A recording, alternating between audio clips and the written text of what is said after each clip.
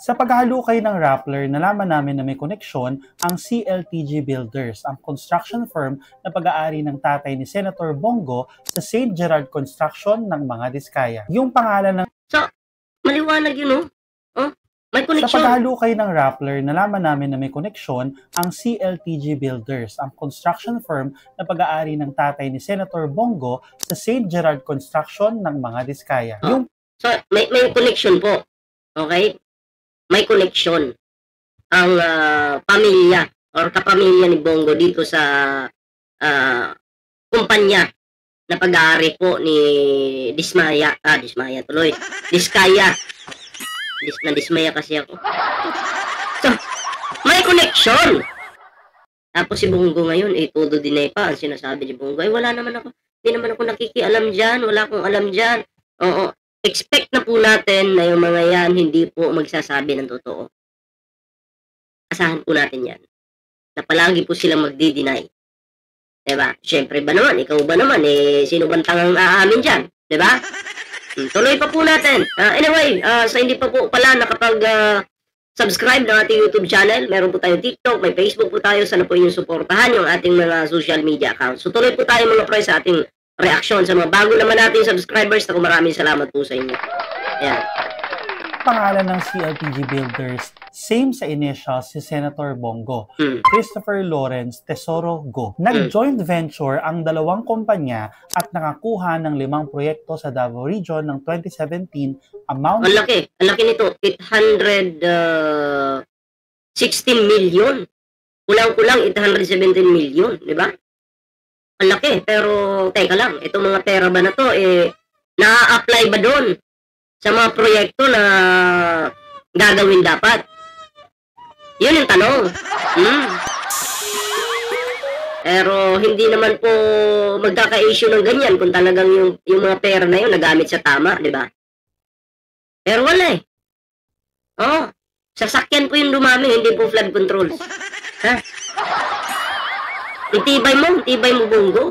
To 816 million pesos. Ako si Jairo Boliedo and I am the reporter who work on this story. Pahiram na ilang minuto at i-walkthrough kayo kung paano namin nakuha ang findings namin. Matagal na yung information na may connect ang CLTG Builders sa St. Gerard Construction. 2018 pa lang ay nireport na ng Philippine Center for Investigative Journalism or PCIJ na maraming nakuhang kontrata ang family ni Bongo sa Davao Region pagkaupo pa lang ni Presidente Duterte noong 2016. Grabe, syempre, di ba? Pagkaupo pa lang ni Digong, marami silang nakuhang kontrata, syempre. Malapit kay Digong Ikaw ba naman? Di ba? So, ang lahat ng ito, nagsimula pala dahil kay Digong. Imbis yung ating bansa, umangat, lalo palang ibinagsak ni Digong. Lalo palang nalaglag. Ay, naku po, grabe ito. At nabanggit na nga po doon yung St. Gerard Construction na pag-aari ng asawa ni Sara Diskaya na si Curly. Ngayon napipiga ang mga Diskaya sa dami nilang contracts ay naghalukay tayong muli para makita kung gaano karaming kontrata ang nakuha ng CLTG. Si Digong pala yung... Siyempre, Digong na yan Diba? Marami pong yumaman sa pagnanakaw. Simula nung naging presidente po ito si Digong. Marami pong napuno yung bulsa. Maraming nakabili ng mamahaling sasakyan nang dahil kay Digong. Kala ko ba, mahal niya yung Pilipino, may pahalik-halik pa sa flag. Yung kanyang mga aso pala, nagpapayaman lang, nagpapalaki ng tiyan. Sana all. Grabe.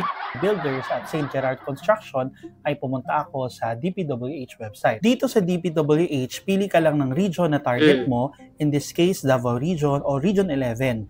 Makikita mo doon ang status ng project, anong taon, pati pangalan ng construction firm. Para mapadali ang paglinis at pag-analyze ng data, need nating ilipat yan sa spreadsheets. Isang data journalism technique na ginagamit namin ang Instant Scraper. Download nyo lang yan as web extension. Punta kayo sa site na gusto nyo i-scrape or i-copy-paste, tapos click nyo lang, and voila, magiging copy-pastable na siya. After hours and hours ay natapos ko yung database nung dalawang kumpanya, CLTG and St. Gerard. In-organize ko yan per year at per cost ng project. Sa tulong ng formula sa sheets and pivot table, mas madali mag-analyze ng database.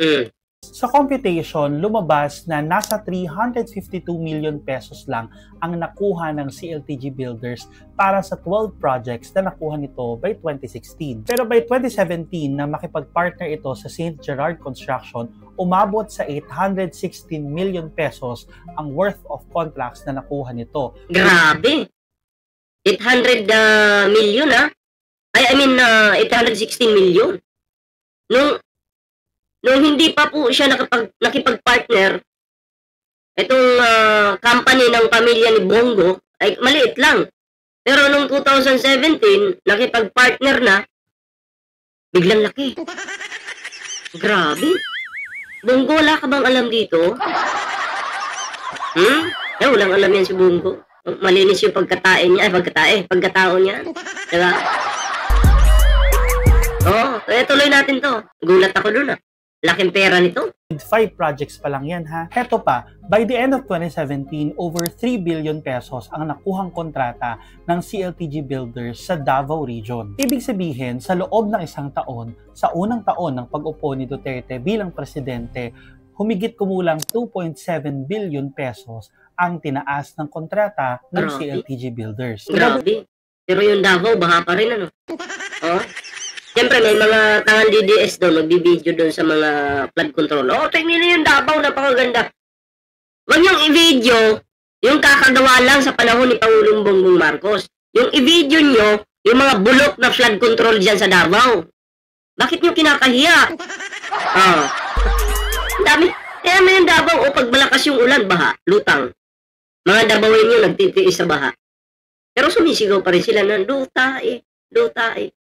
Ako po, taga Davao din po ako, kaya nga lang, hindi po ako sumusuporta sa mga ganyang klaseng politiko na utak kriminal.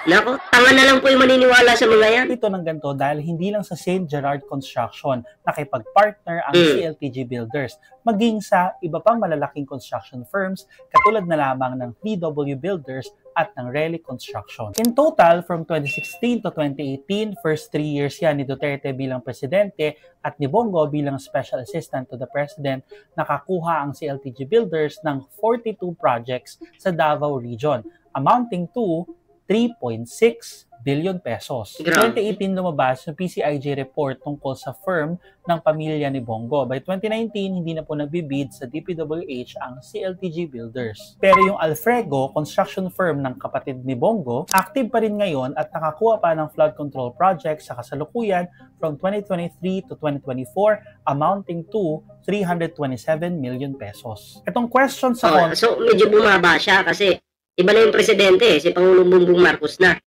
Medyo yung pagnanakaw nila nabawasan. Pero nung si Digong po yung presidente, sagaran po yung kanilang pagnanakaw. Pera ng taong bayan, ninanakaw nila. Mga politikong grabe talaga, no? Garapan.